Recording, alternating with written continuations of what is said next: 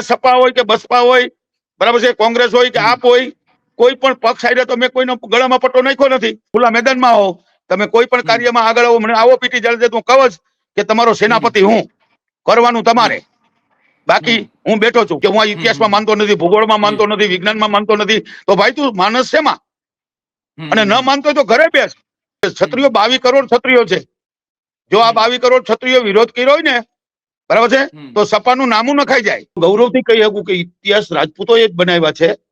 પછી મહારાણા પ્રતાપ હોય કે શિવાજી હોય કે પૃથ્વીરાજ ચૌહાણ હોય કે રાણા સાંગા હોય, 27,000 રાજપૂતાણી, બરાબર છે, એને જોહર શા માટે કર્યું? યુદ્ધમાં પોતાના પતિ કામ આવી ગયા. દેશને આપણે હિન્દુ રાષ્ટ્ર કહી છીએ, તો હિન્દુ રાષ્ટ્રને બચાવવા માટે ક્ષત્રિયોના બલિદાનો છે. અને હજી ભવિષ્યમાં ક્ષત્રિયો જ આ રાષ્ટ્ર બચાવી શકશે. હું છાતી ઠોકીને કહું છું. 40 વર્ષથી સમાજની સેવા કરું છું, તો એ ભરોસો તોડું એવો હું ગદ્દાર તો નથી, બરાબર છે. સમાજવાદી પાર્ટીના રાજ્યસભાના સાંસદ રામલાલજી સુમને થોડા દિવસ પહેલા એક વિવાદિત ટિપ્પણી કરી હતી, અને તે ટિપ્પણી હતી રાણા સાંગાને લઈને. ત્યારબાદ ક્યાંક ને ક્યાંક જોઈએ તો દેશભરમાં તેને લઈને વિવાદ જોવા મળ્યો હતો, વિરોધ જોવા મળ્યો હતો. અને ત્યારે ગઈકાલે આપણે જોઈએ રાજકોટમાં પણ રાજપૂત સમાજના આગેવાનો છે, તેમને કલેક્ટરને આવેદન આપ્યું છે, કરણી સેનાએ પણ છે તેમાં સાથે હતી, અને રાજપૂત સમાજમાં ક્યાંક ને ક્યાંક હાલ રોષ જોવા મળી રહ્યો છે, અને તેની ચર્ચાઓ આજે દેશભરમાં થઈ રહી છે. ત્યારે આપણી સાથે રાજપૂત સમાજના આગેવાન પીટી જાડેજા જોડાઈ ચુક્યા છે, તો આવો તેમની સાથે જ સીધી વાત કરીએ, વાત ગુજરાતી પર. પીટી, સૌપ્રથમ વાત ગુજરાતીમાં આપનું ખૂબ ખૂબ સ્વાગત કરું છું. જી, થેન્ક યુ.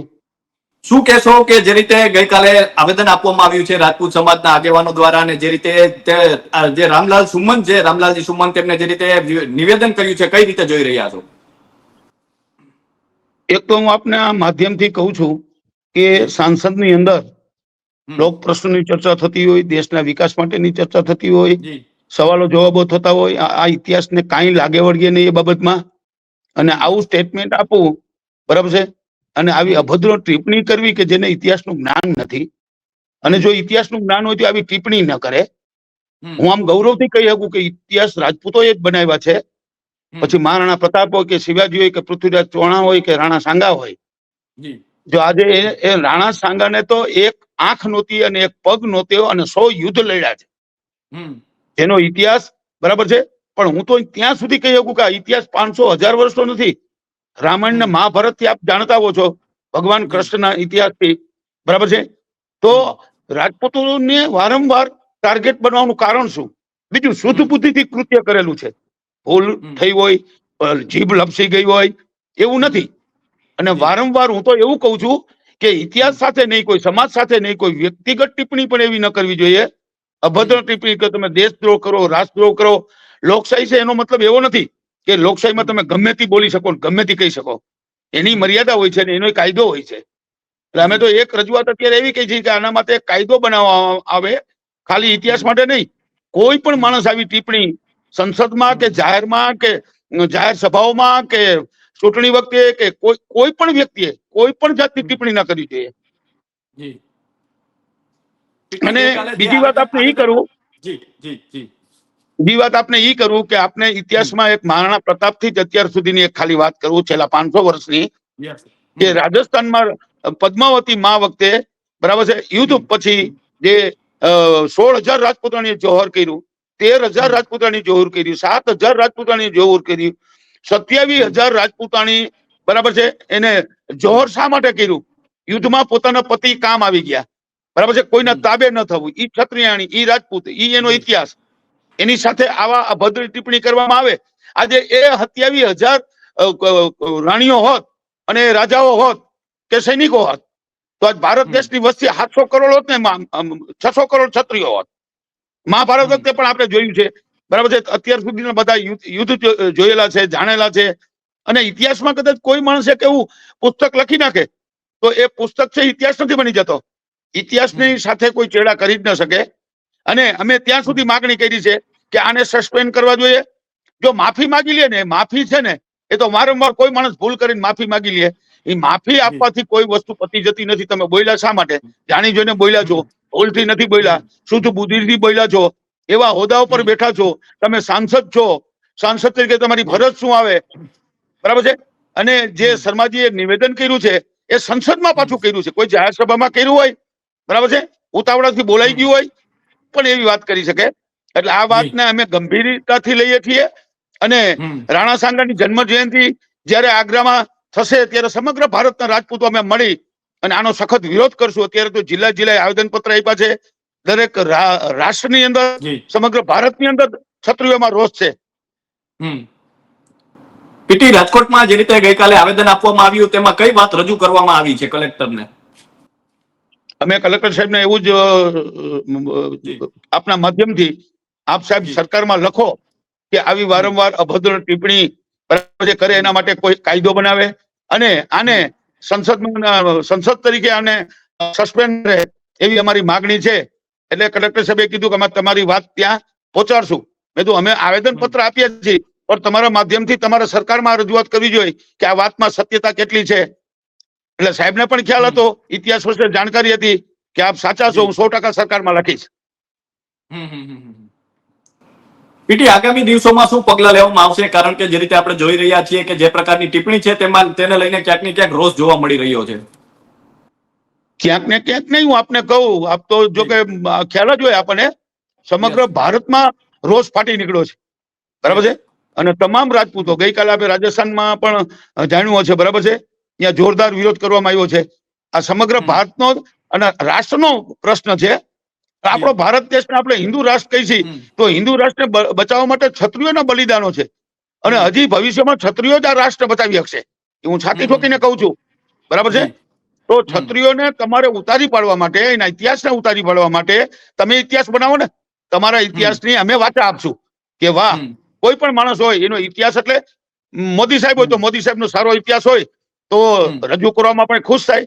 રાષ્ટ્રપતિ હોય, બરાબર છે, તો કે ભાઈ 75 વર્ષમાં આઝાદી પછી સારા રાષ્ટ્રપતિ કોણ મળ્યા, તો એ એક ઇતિહાસ બની જાય, બરાબર છે. તો ઇતિહાસ તમે બનાવો તો અમે એમની વાચા આપશું કે ભાઈ સાચી વાત છે, સત્ય વાત છે. એમાં હજી તમે કહી શકો, બરાબર છે.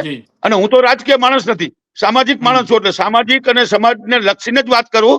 નો પોલિટિક્સ, એમાં પોલિટિક્સ નો એક પણ શબ્દ ના આવે. કારણ કે મારે સપા હોય કે બસપા હોય, બરાબર છે, કોંગ્રેસ હોય કે આપ હોય, કોઈ પણ પક્ષ આડે તો મેં કોઈનો ગળામાં પટ્ટો નાખ્યો નથી. સાચી વાત ને સત્ય વાત હોય જે રજૂ કરવાની, અને એ સામાજિક વાત જયારે આવતી હોય ત્યારે જ હું મેદાનમાં આવું છું. રાજકીય રીતે આપ જોશો મને ક્યાંય તમે નહીં જોયો હોય. તો રામલાલજી સુમને જે રીતે આ પ્રકારની ટિપ્પણી કરી છે તો શું માંગ છે? એક એને સસ્પેન્ડ કરવાની અને એક કાયદો બનાવવાની કે કોઈ પણ જાતની અભદ્ર ટિપ્પણી કરે તો આ ગુનો બને, આ કલમ મુજબ એનો ખરડો પસાર લાવવો પડે, બરાબર છે. એટલે ભવિષ્યમાં કોઈ આવી ભૂલે ન કરે, બોલે નહીં, અને બોલે તો સમજી વિચારીને બોલે, અને બોલે સત્ય બોલે તો સત્યમય જાય તે. પણ આ રીતે બોલવું, બરાબર છે. અને એક જ સમાજને કાયમ માટે ટાર્ગેટ બનાવવાનો.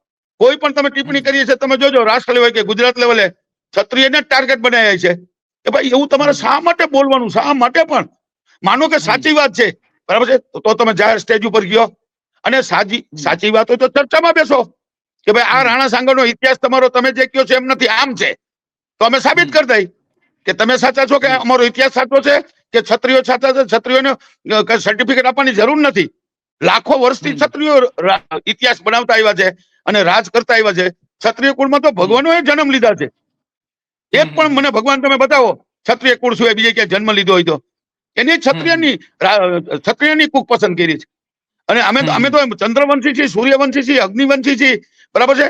અને ખોટા ઇતિહાસને બદનામ કરી અને આવા ચેડા કરે ને અભદ્ર ટિપ્પણી કરે એ તો બરાબર વ્યાજબી નથી.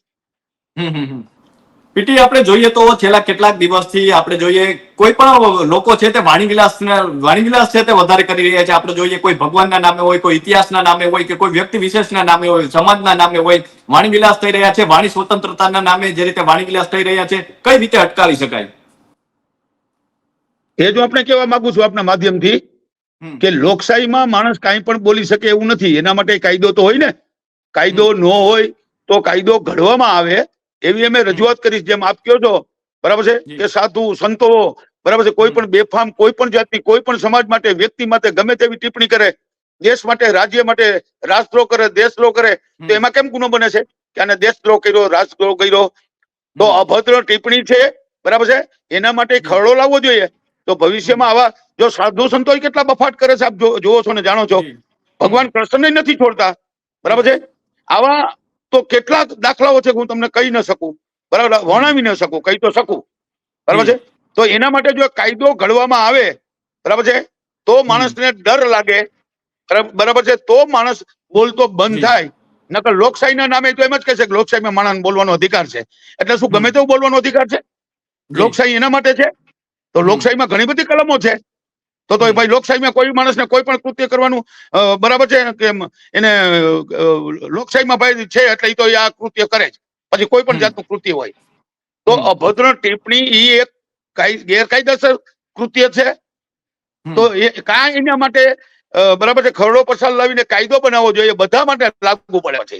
હોય કે મહંત હોય, બરાબર છે, કે કોઈ રાજકીય માણસ હોય, સામાજિક માણસ હોય, સામાજિક માણસે કોઈની ટિપ્પણી ન કરી શકે. તો એનો એક જ રસ્તો છે, બીજો કોઈ રસ્તો નથી. અને આને પાઠ ભણાવવા માટે રામલાલને સસ્પેન્ડ કરવા જોઈએ અને એ દાખલો બેહાડવો જોઈએ કે ભાઈ આ તમે અભદ્ર ટિપ્પણી કરી, સમાજમાં આટલો મોટો રોષ છે, બરાબર છે, તો હું સંસદને લોકશાહીમાં સંસદમાં બોલવાની છૂટ છે? એ તો કેટલા અંશે વ્યાજબી છે. પીટી સમાજમાં અત્યારે આટલો રોષ જોવા મળી રહ્યો છે, તો આગામી સમયમાં શું પગલા લેવામાં આવશે?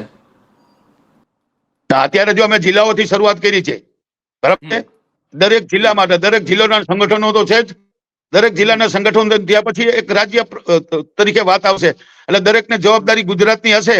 તો ગુજરાતના ક્ષત્રિય સમાજ લેશે, રાજસ્થાન, MP, UP, બિહાર, પંજાબ, હરિયાણા, હિમાચલ, બરાબર છે, આંધ્રપ્રદેશ, ક્ષત્રિયો 22 કરોડ ક્ષત્રિયો છે. જો આ 22 કરોડ ક્ષત્રિયો વિરોધ કર્યો હોય ને, બરાબર છે, તો સપાનું નામું નખાઈ જાય, બરાબર છે. અને એક બીજું, સપાએ કઈ પગલા લીધા કે તમે આવું નિવેદન કેમ કર્યું? એના પક્ષના, બરાબર છે, હા, એના પક્ષનો પ્રમુખ છે, એને આવી ટિપ્પણી કરી હોય તો સરકારે નહીં એને પગલા લેવા જોઈએ કે તમને સસ્પેન્ડ કરવામાં આવે છે, તમે સંસદ સભ્યને લાયક નથી. બેશરમ માણસ હોય એ પણ આવી ટિપ્પણી ન કરે, બરાબર છે. અને તકલીફ શું છે ભાઈ? તકલીફ હોય તો ઈ રજૂઆત કરો ને કે હું આ ઇતિહાસમાં માનતો નથી, ભૂગોળમાં માનતો નથી, વિજ્ઞાનમાં માનતો નથી. તો ભાઈ તું માનસ શેમાં? અને ન માનતો હોય તો ઘરે બેસ, તને સંસદમાં બેસવાનો અધિકાર જ નથી. પીટી આપણે જોઈએ તો અગાઉ જે રીતે સંકલન સમિતિએ જે રીતે મોરચો સંભાળ્યો હતો, ક્ષત્રિય સમાજનું આંદોલન થયું હતું, આ વખતે કઈ એવી રીતે કોઈ નક્કી થયું છે કે પછી અત્યારે વિરોધ કરવામાં આવશે? ના, અત્યારે નક્કી નથી કર્યું. ગઈકાલે જે રાજકોટમાં આવેદન પત્ર આપ્યું કરણી સેના અને ક્ષત્રિય રાજપૂતોના તમામ સંગઠનો, એટલે દરેક જિલ્લામાં સંગઠનો તો છે જ, અને કરણી સેના તો હોય જ. કરણી સેના એક સંગઠન જ છે ને, એટલે કરણી સેનાના માધ્યમથી તમામ સંગઠનોને ભેગા કરી માત્ર આગેવાનો અને યુવાન આગેવાનો જ, બરાબર છે, એટલે આખા સમાજને ભેગો નથી કર્યો. નકર કાલની અહીંયા આવેદન પત્ર માટે ઓછામાં ઓછા 5000 માણસ થાય રાજકોટમાંથી, પણ ફક્ત હોદ્દેદારો બોલાયા હતા, બરાબર છે. અને એ રાજકોટ જિલ્લાના જ ખાલી, આમ ખાસ ગણો તો રાજકોટ શહેરના જ, જિલ્લાના નહીં. એટલે પછી હવે તાલુકા લેવલે અમે ચાલુ કરશું કે તાલુકા લેવલે રાજપૂત સમાજ દરેક જગ્યાએ છવાયેલો છે જ. તો જે રીતે સમાજવાદી પાર્ટીના નેતાએ જે રીતે નિવેદન આપ્યું છે, સમાજમાં પણ ક્યાંક ને ક્યાંક અત્યારે રોષ જોવા મળી રહ્યો છે. જે સમાજમાં રોષ આપણે કહ્યું જે રીતે ખૂબ રોષ જોવા મળી રહ્યો છે, તો કેવા કેવા ફોન આવે છે આપના ઉપર? એ જ હું કહેવા માંગુ છું કે હું અત્યારે જે મારી હૈયાવાળા કાઢું છું ને, એ મારા સમાજની છે. અને આપ જાણો છો કે સમાજ માટે હું સામાજિક માણસ છું, એટલે મારાથી સહન ન થાય. એટલે સાચી વાત હોય મારે રજૂઆત કરવી જ પડે કે સમાજે મારા ઉપર ભરોસો ને એટલો વિશ્વાસ મૂક્યો હોય, બરાબર છે. તો હું આ 40 વર્ષથી સમાજની સેવા કરું છું, તો એ ભરોસો તોડું એવો હું ગદ્દાર તો નથી, બરાબર છે. તો એ મારે આ સમાજની જ વાચા આપું છું. સમાજના જે સંદેશો આવે છે, જો હું છાનો માનો બેહું તો સમાજ જ એમ કે પીટી જાડેજા છાના માના બેસી ગયા, બરાબર છે. તો એના અર્થ કેટલાય નીકળે, બરાબર છે, કે છાના માના બેહવાનું કારણ શું?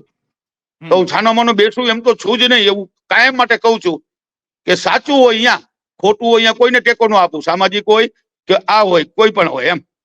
અને હું કઈ રાજકારણનો વિરોધી નથી, રાજકારણ તો રાજપૂતોના લોહીમાં પડેલું છે, પણ મને સામાજિક સેવા કરવામાં વધારે રસ છે.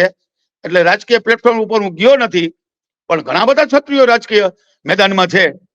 તો ક્ષત્રિય સમાજ એની સાથે હોય ને, સમાજની સાથે હોય, દરેક સમાજમાં, બરાબર છે. પોલિટિક્સમાં તો સમાજની સાથે જોઈ રે ને, સમાજને લક્ષમાં લઈને જ એમને ટિકિટો આપવામાં આવે છે કે પાટીદાર સમાજ, ક્ષત્રિય સમાજ, બ્રહ્મ સમાજ, ઠાકોર સમાજ. સમાજવાદી પાર્ટીના આટલા મોટા નેતા છે ને તેમને જે રીતે રાણા સાંગા ઉપર ટિપ્પણી કરી છે, કેટલું દુઃખ થાય, કેટલો ગુસ્સો આવે? એ જ હું આપને કહેવા માંગુ છું કે તમે પોતે જો મને આવા સવાલ કરતા હો તો તમને પોતાને આટલો બધો રસ હોય તો તમને જો આટલું દુઃખ થતું હોય તો ક્ષત્રિય તરીકે મને તો થાય જ. મને ખાલી ક્ષત્રિય સમાજ માટે નહીં, બરાબર છે, કોઈ પણ સમાજ માટે હોય તો કોઈ પણ સમાજ માટે કાયમ માટે હું મેદાનમાં આવું છું, બરાબર છે. હું ધાર્મિક એટલો છું, આધ્યાત્મિક છું, દરેક સમાજને સાથે રાખીને, બરાબર છે, ન્યાયની દ્રષ્ટિએ જાતિવાદ, કોમવાદમાં, જ્ઞાતિવાદમાં હું માનતો નથી, કોઈ પણ બાબત માનતો નથી. એટલે મારું દરેક સમાજમાં આટલું માન અને સન્માન છે. અને બીજું પોલિટિક્સ નથી, એટલે કોઈ એવી શંકા ન કરી શકે કે રાજકારણ માટે આ કરે છે, બરાબર છે, આટલી બધી સેવા કરે છે, તાના માટે કરે છે. મારો કોઈ સ્વાર્થ જ નથી, નિસ્વાર્થ. એટલે કાયમ માટે મારું સૂત્ર છે કે સમાજ માટે જીવવું છે અને સમાજ માટે મરવું છે. તો સામાજિક માણસ તરીકે મને યુવાનોનો આઈડિયલ છું. તો યુવાનોનો તો ખૂબ ફોન આવે અને યુવાનોનો મારા ઉપર ભરોસો એવડો.